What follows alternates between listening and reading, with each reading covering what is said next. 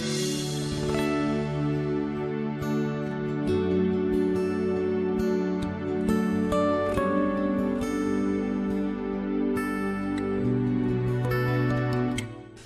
이 주신 말씀 가운데 보면은요, 우리가 평상시에 깨닫지 못하는 그 우연들이 우리에게 나타나곤 합니다. 근데 그 우연이 계속해서 일어날 때가 있습니다. 그런데 연속적으로 우연이 일어나도 우리가 하나님의 섭리와 계획을 발견하지 못하는 때가 자주 있습니다. 우리가 문제가 우리의 삶 가운데 발생하면 우리의 가장 빠른 그 자세는 문제를 해결해 버리기에 너무 급합니다. 그래서 그 해결을 너무 몰두하는 나머지 이 일을 통해서, 이 문제를 통해서 하나님의 섭리가 무엇인지, 하나님이 어떤 것을 우리에게 기대하고 원하시는지를 미처 생각해 볼 여유가 없곤 합니다. 그리고 잘 발견도 못해요. 제가 이렇게 하니까 고개 끄덕이는 분이 몇 분이 계셨는데 또 안 끄덕인 분도 계세요. 근데 우리가 이 문제에 직면하면 문제 해결하느라고 하나님의 섭리와 계획을 잘 발견하지 못하고 지나갑니다.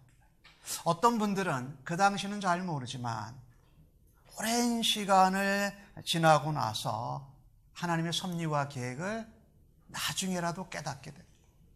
또 어떤 분들은 전혀 깨닫지 못하고 그냥 인생을 마감할 수도 있습니다.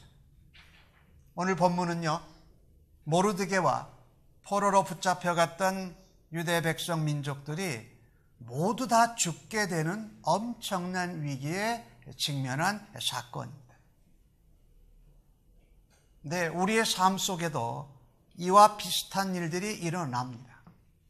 그래서 오늘 본문을 보면서 우리가 깨닫지도 못하고 끝나지 말고 깨닫되 오랜 시간이 되어서 깨닫는 것보다 문제가 발생했을 때, 위기가 닥쳐왔을 때 어떻게 좀 성경을 통해서 더 좀 하나님의 섭리와 계획을 미리 알고 지혜롭게 믿음으로 대처하면 참 좋겠다라는 그런 기대와 소망을 가지고 오늘 본문을 함께 보기를 원합니다. 우리의 삶 가운데 절대 위기가 오는 그런 문제 속에서 우리는 무엇을 해야 할까요? 지난주에는 세상 한가운데서도 라는 제목으로 말씀을 나누었고, 오늘은 에스더 두 번째 설교로 문제 속에서 어떻게 해야 할 거냐, 무엇을 해야 할 거냐.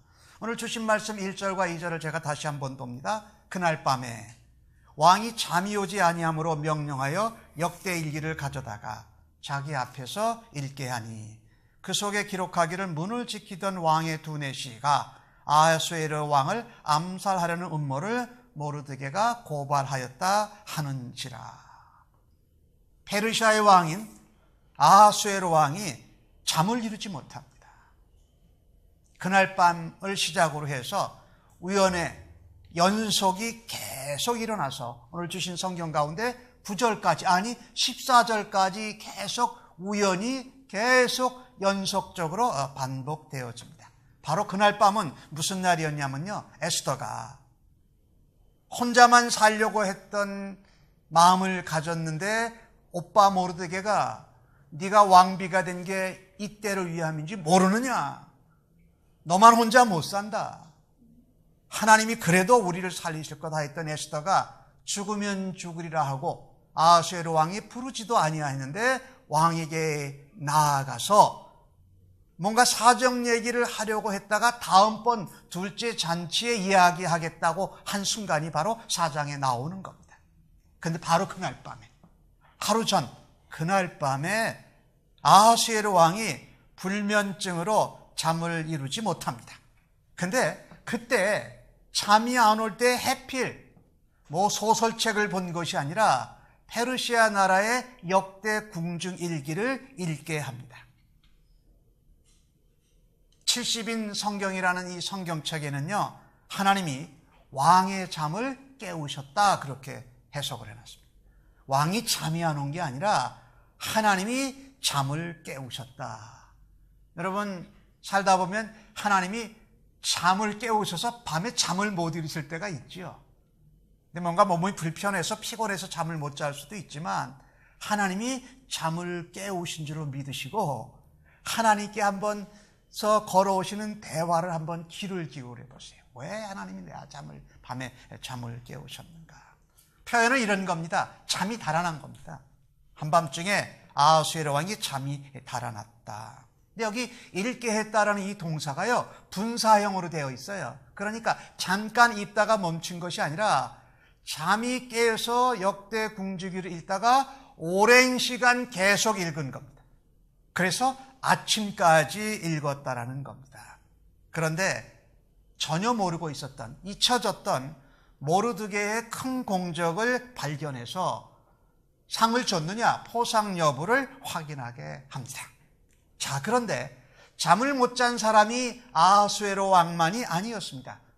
대적자, 모르드게와 유다 온 족속을 진멸하려고 했던 하만도 잠을 이루지 못했습니다. 하만은 왜 잠을 이루지 못했느냐면요, 이 모르드게를 나무에 달아서 죽이려고 한 25m가 되는 나무를 달아놓은 겁니다. 그리고 거기에다가 모르드게를 달려 죽게 하겠다는 허가를 아하수에로 왕에게 받으려고 잔물 설치면서 아침 일찍이 아하수에로 왕에게 나와서 방문을 한 겁니다. 왕이 상이 모르드게에게 주어졌는지 안 줬는지를 확인하면서 밖에 누가 있느냐? 근데 그때 마침 바깥들에 하만이 딱 도착한 겁니다. 우연히 또 한 번 반복되기 시작합니다. 왕이 들어오라고 합니다. 하만에게 물어봅니다. 왕이 존귀하게 원하게 하는 자에게 어떻게 해야 되느냐? 그랬더니 속으로 하만이 왕이 존귀케 하기를 원하는 자가 나 말고 누가 있을까? 당연히 나지, 이렇게 생각했다라는 거죠. 그렇게 착각은 자유니까 하만이 그렇게 착각하고 자신이 받고 싶은 것, 자신이 되고 싶은 것, 모든 것을 왕 앞에 털어놓습니다. 그런데 그가 말한 것을 보면요, 그의 교만은 하늘을 찌릅니다. 스스로 왕이 되겠다는 소리는 안 하지만은 왕하고 똑같이 되겠다라는 표현입니다. 근데 이 순간 하나님의 주권적 섭리가 기가 막히게 우연의 이치를 만드셔서 높아질 대로 높아진 하만을 낮추어 버리십니다. 그가 꿈을 꾸었습니다.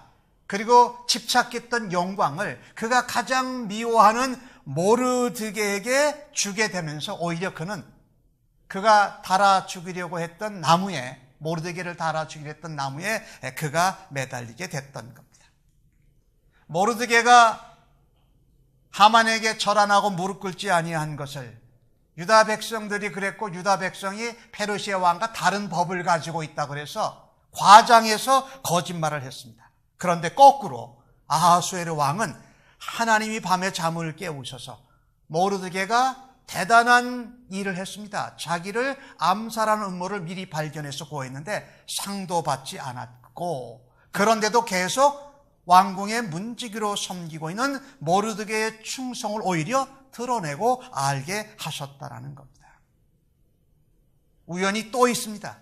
자신이 준비한 처형 도구인 나무를 향해서 가고, 그 시간에 벌써 오늘 14절을 보니까 에스더가 준비한 둘째 잔치에 왕하고 하만이 나와야 되니까 어쩔 수 없이 빨리 서둘러야 했다라는 겁니다. 하나님은 이 시간까지도 맞추셨습니다. 오늘 이 주신 말씀을 보면서 모르드게의 경우를 보니까 이전에 전혀 보상받지 못한 것에 대해서 아하수에르 왕이 즉각적인 보상 조치를 시행합니다. 전혀 잊혀지고 전혀 역대 일기 속에 묻혀질 것 같았던 그것이 역전되어 가지고 즉각적인 보상 조치가 시행되어졌다는 것입니다. 보상을 받지 못했을 때 모르드게는 공적에 관해서 별로 보상받지 못한 것에 대해서 별로 개의치 않았습니다. 그러나 하나님이 높이시는 때에 보상을 받으니까 그때 보상받았으면 어느 정도 보상받았을까요? 직급이 좀 올라갔을 겁니다. 그런데 지금 하나님이 높이시는 때 하나님의 시간에 보상을 받으니까 모르드게가 살고 영광을 누리는 것뿐만 아니라 대적자 원수 하만이 죽게 되고 이스라엘 온 유대 백성들이 구원을 받고 페르시아의 나라에 높임을 받고 하나님 믿는 역사를 드러내게 되었다는 겁니다. 이게 엄청난 일이죠. 즉각적으로 보상받지 못했지만 그때 하나님이 필요한 때에 보상을 받으니까 그 보상은 엄청나다라는 겁니다.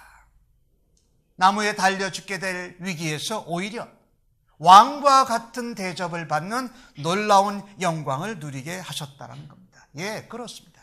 하나님은 모든 상황을 간섭하십니다. 대적자 원수 아각의 후손 아말렉 자손에게서 믿음의 백성 이스라엘 유대 백성들 신자 성도들을 하나님이 직접 건져내시더라는 겁니다. 하나님은 교만한 대적자는 낮추시고 겸손하고 충성된 모르드게와 믿음의 백성을 더욱 높여주셨다는 겁니다. 그래서 우리가 이 땅에서 살면서 문제가 너무너무 심각해서 위기 가운데 있을 때의 그 기회는 바로 하나님의 주권적 섭리를 깨닫는 기회로 삼으시기를 바랍니다. 다시 한번 말씀드립니다.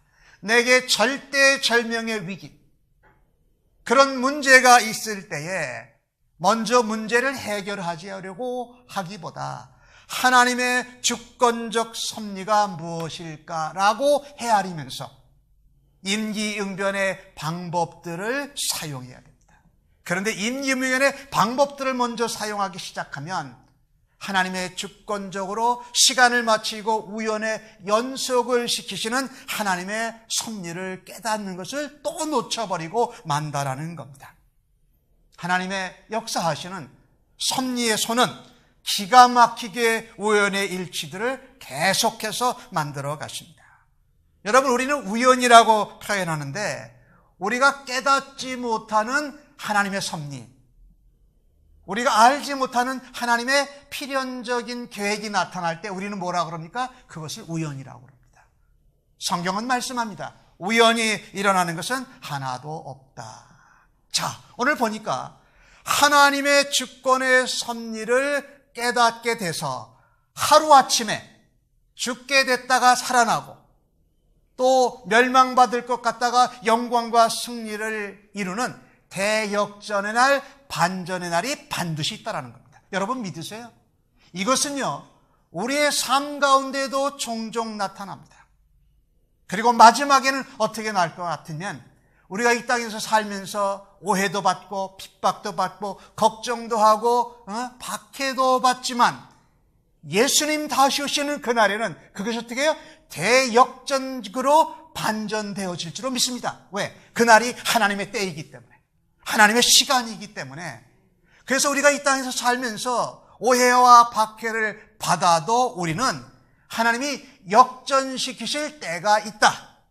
또 이 세상 가운데 그 역전극이 없어도 반드시 그 역전이 이루어지는 때가 우리 예수님 다시 오실 때다라고 하는 주님의 계획, 주님의 주권적인 섭리를 다시 한번 깨닫는 은혜의 기회로 삼으시기를 예수님의 이름으로 간절히 축복합니다. 위기와 문제 가운데서도 우리는 그렇게 감당할 수 있다. 오늘 백성들 앞에서요, 모르드게가 왕처럼 존귀한 대접을 받습니다.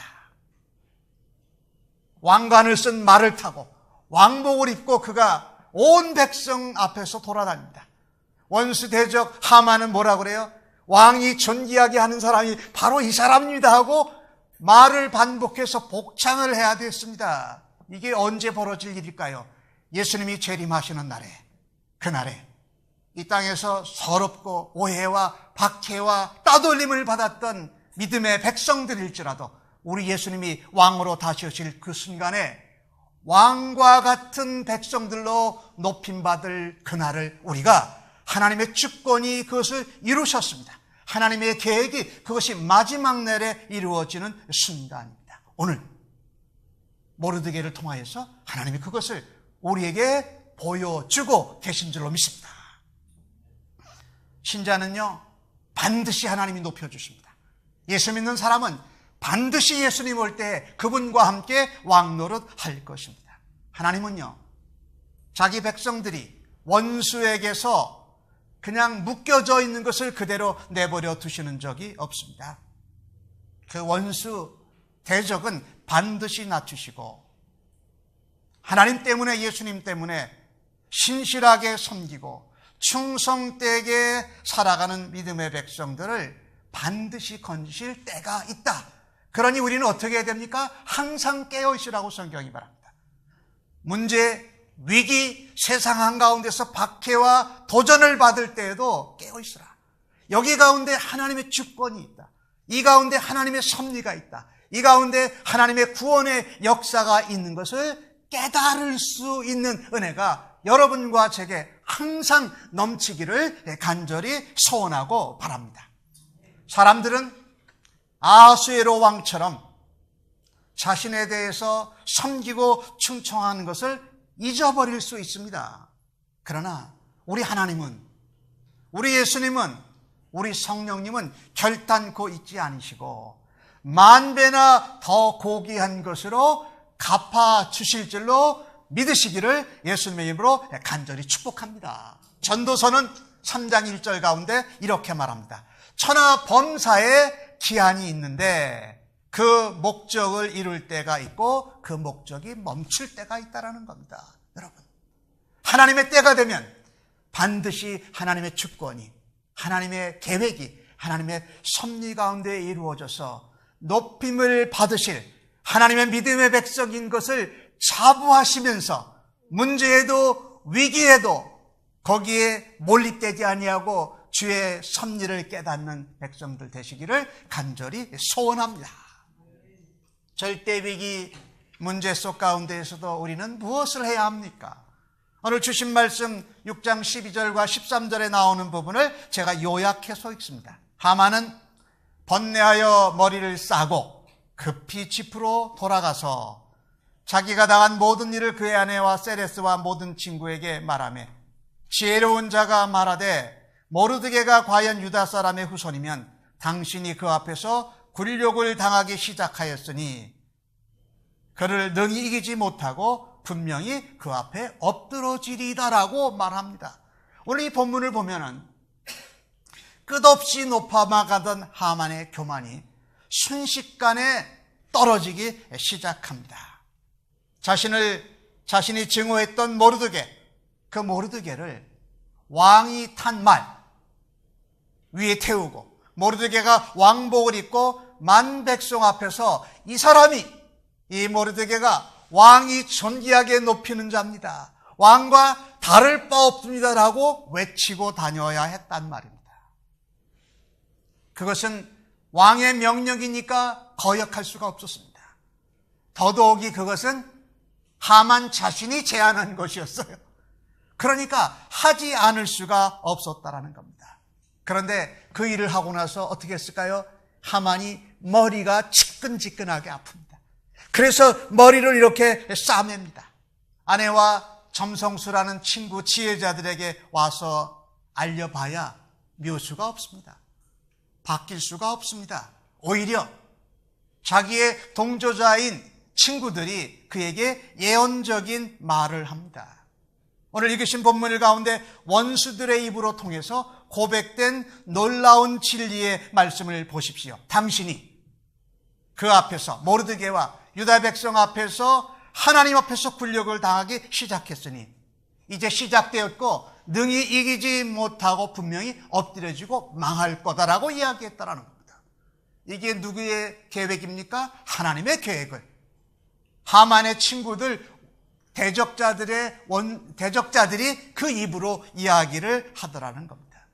이게 하나님께서 하시는 일입니다. 우리가 말하지 아니하여도 그들 스스로의 입으로 하나님의 섭리와 계획을 말하더라. 모르드게뿐만이 아닙니다. 유다 족속만이 아닙니다.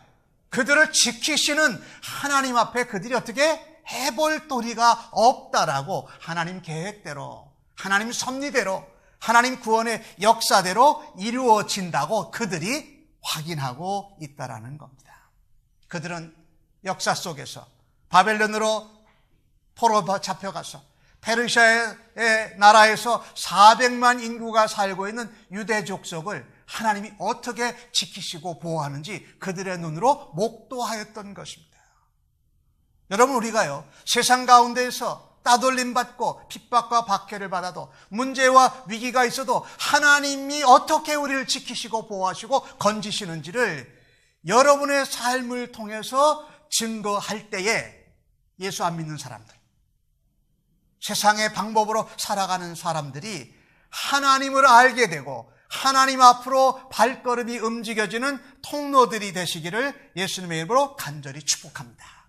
어느 누구도 하나님의 백성, 믿음의 백성, 하나님의 자녀들을 악으로, 개교로 무찌르고 이길 수가 없습니다. 하나님의 사랑과 은혜를 입은 천국 백성, 하늘의 대사들, 세상을 제자 삼는 선교사적 사역자들을 위해서 하나님께서 친히 싸우시고 친히 원수를 대적해 주시기 때문입니다. 믿으시죠? 아까 오늘 찬양을 했는데, 우리를 위하여 하나님 구원을 보라, 우리를 위하여 싸우시는 주의 능력을 보라라고 우리가 찬송했습니다. 그렇죠? 우리를 감히 어떻게 할 수가 없습니다. 세상 한가운데서도, 절대절명의 위기 가운데서도 하나님이 석권적으로 섭리하는 기회를, 그것을 깨닫는 기회로 삼으실 뿐만 아니라 이런 기회를 또 다른 기회로 삼을 수 있다는 겁니다. 하나님을 사랑하는 자, 곧 그 뜻대로 부르심을 입는 자들에게는 모든 것이 합력하여 선을 이룹니다. 그래서 그때도 하나님 사랑합니다 라고 하는 것이지요. 고린도전서 15장 55절에서 58절에 보면 이런 말씀이 있죠. 사망아, 너희 쏘는 것이 어디냐? 사망아, 너희 이기는 것이 어디 있느냐? 사망에 쏘는 것은 죄요, 죄의 권능은 율법이니라. 그러나 우리 그리스도 예수 안에서 승리를 주시는 하나님께 감사하노라. 그래서 예수 안에서 더욱 주의 일을 항상 더욱 힘쓰는 자들이 되라. 고린도전서 15장 58절에 나오는 말씀에 우리 교회 올해의 주제, 표 말씀이지요. 자, 그래서 이렇게 절대절명의 위기의 순간에도 악한 하만이 저렇게 높아지다가 낮춰지고 떨어지는 것을 보면서 우리가 삼아야 될 좋은 기회가 있습니다. 무슨 기회냐면요, 두 번째입니다. 죄의 부메랑 효과를 다시금 상기하는 기회를 삼아야 됩니다. 죄의 부메랑 효과를 다시금 상기하는 기회를 삼으십시오. 무슨 얘기냐면요, 죄를 지면 반드시 대가가 돌아온다. 내가 남을 악한 계교로 무너뜨리면 내가 당하게 되어 있다. 누가 그 예입니까? 바로 하만이 그 예라는 겁니다. 그래서 하나님, 내가 세상에서 살면서 죄로 죄를 이기려고 하지 아니하고 악을 악으로 대적하지 아니하고 죄를 하나님의 공의로 이기고 악을 선으로 이기는 하나님 백성 되게 하여 주옵소서. 그래서 죄는 다시 저지르고 나면 다시 내가 징계와 징벌을 받게 되었습니다라는 하나님의 말씀을 다시금 상기하시고 죄를 짓지 아니하고 악을 행치 않는 여러분과 저가 되어지기를 간절히 소원합니다. 죄를 범하고 악한 계교를 가지고 하나님의 백성을 대적하면 반드시 하나님의 징계와 징벌을 받습니다. 이것이 성경이 하는 말씀이에요. 내가 잘나서가 아니라 하나님이 하나님 백성을 대적하고 어렵게 하는 자들을 그냥 두시지를 않는다라는 겁니다. 부메랑 같이 돌아와서, 부메랑 뭔지 아시죠? 이렇게 기역자 같이 돼가지고 쫙 던지면 갔다가 착 돌아오는 거예요. 내가 맞는다라는 거죠. 죄를 짓고 악한 계교로 남을 힘들게 하고 남을 죽이려고 하면 결국은 내가 그 올무에 빠지게 되어져 있다. 오늘 본문 성경에 이 친구들이 한 말이 보세요. 그 앞에서 굴욕을 당하기 시작했다. 결국에는 무릎 꿇고 엎드리고 멸망하게 될 거라고 기록을 하고 있습니다. 그렇습니다. 하만이 당한 수치는 모르드게를 태우고 왕복을 입히고 왕관을 쓴 말에 태워서 외치고 다녔던 건 그의 수치의 시작이었습니다. 잠언 26장 27절은 그것을 이같이 표현합니다.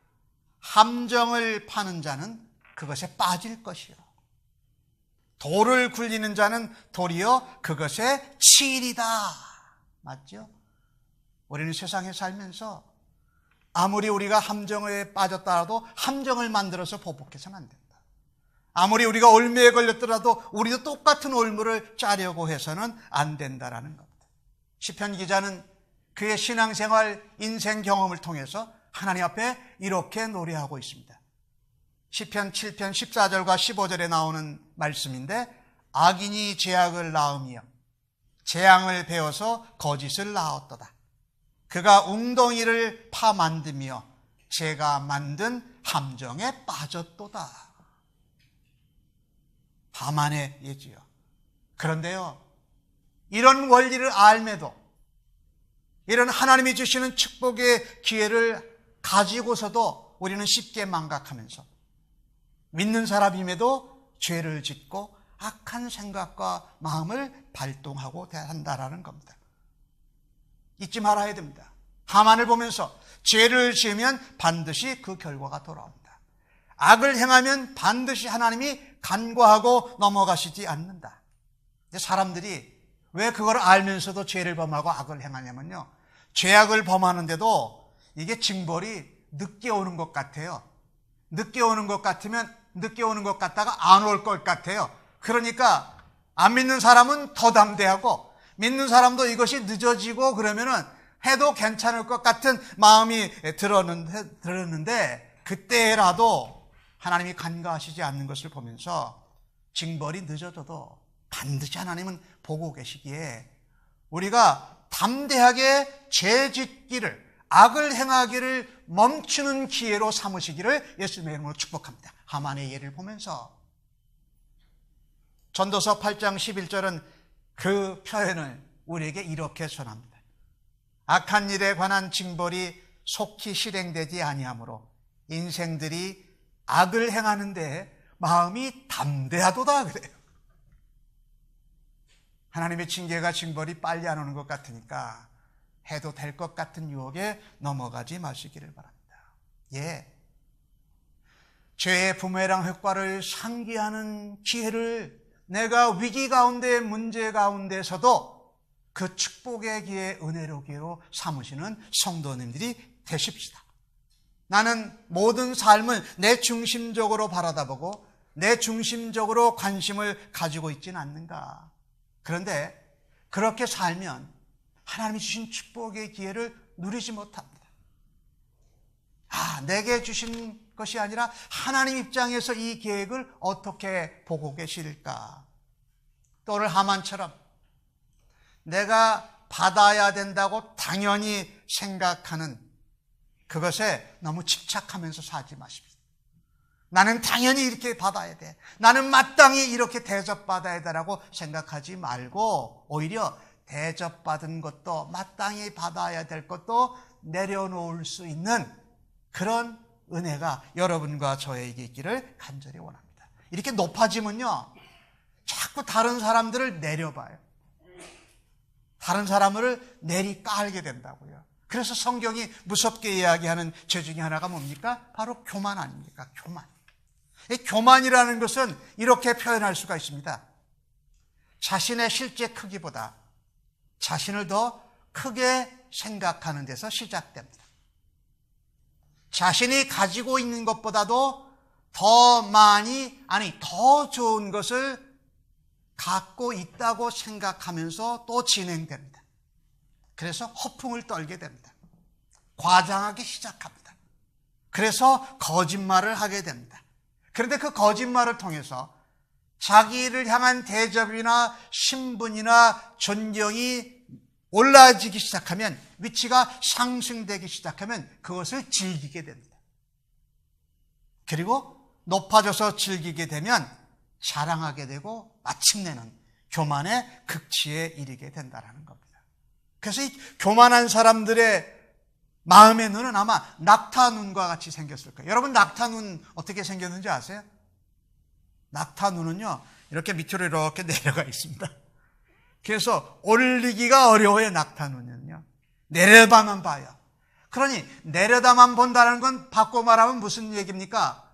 하나님이 높은 데 계시고 하나님이 보신다는 것을 올려다 볼 수 있는 기회가 없다라는 말입니다.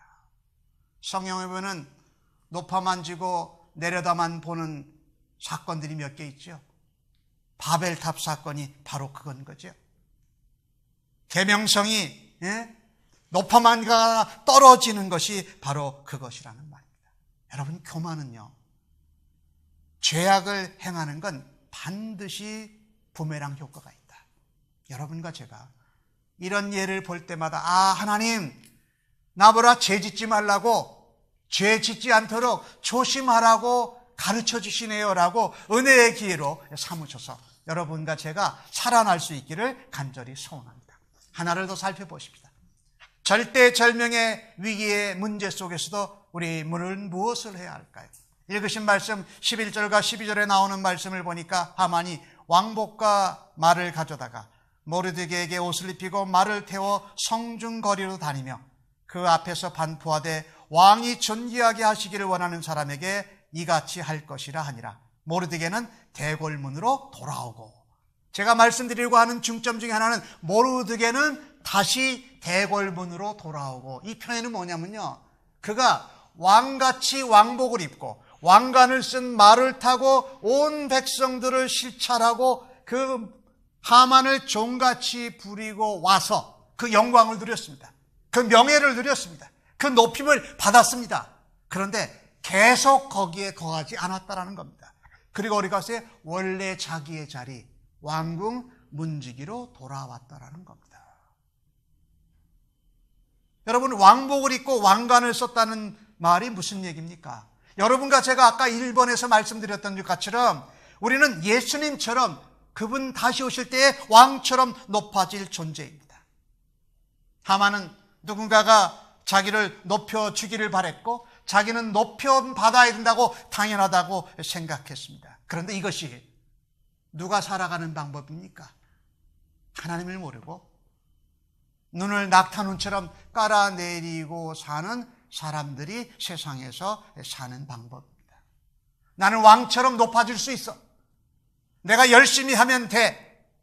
그리고 그 일을 위해서 생명을 걸고 목숨을 걸고 모든 것을 다 투자를 합니다. 그러나 왕처럼 높아지는 사람들은 거기에 목숨 걸고 높아지겠다고 애를 써서 노력해서 되는 것이 아니라 예수 그리스도를 믿는 그리스도의 백성들이 예수님 다시 오실 때 왕같은 제사자로 왕의 자녀로 높임 받게 될 것을 말하고 있습니다. 그래서 누가 그것을 입었습니까? 모르드게가 왕복을 입었습니다. 그리고 모르드게가 왕관을 씌운 말을 타고 백성을 시찰했다라는 말입니다. 이 역전이 우리의 삶에 주님 다시 오시는 그날에 반드시 벌어질 것입니다. 그런데 모르드게는 그 영광과 놀라운 높임과 명예를 받고서도 어떻게 합니까? 다시금 본래의 자리로 낮아져 돌아갑니다. 그래서 우리가 절대절명의 위기 가운데 문제 속에서도 해야 될 것이 무엇이냐면요, 세상의 영광과 명예에 집착하지 않는 신앙 인격을 기르는 기회로 삼으십시다. 이런 것들을 보면서 모르드게와 같이 다시 본연의 자리로 돌아가자라는 겁니다. 오늘 본문의 하이라이트는 바로 이 부분입니다. 하만과 모르드게의 대조입니다. 하만은 헛된 명예욕과 교만에 사로잡혀 그거에 몰두함으로 인생을 망치고 있습니다. 깨닫지도 못하고 멸망과 죽음으로 치닫고 있습니다. 그런데 모르드게는 최고의 영광과 명예와 높임을 받고도 다시금 본연의 자리로 돌아가고 있다는 것입니다. 그래서 겸손하게 내게 맡겨주신 일을 충성되게 믿음으로 계속해서 실천하는 자리를 잡는 아름답고 정금같이 순결한 믿음의 사람으로 사는 신앙의 인격자였다라는 말입니다.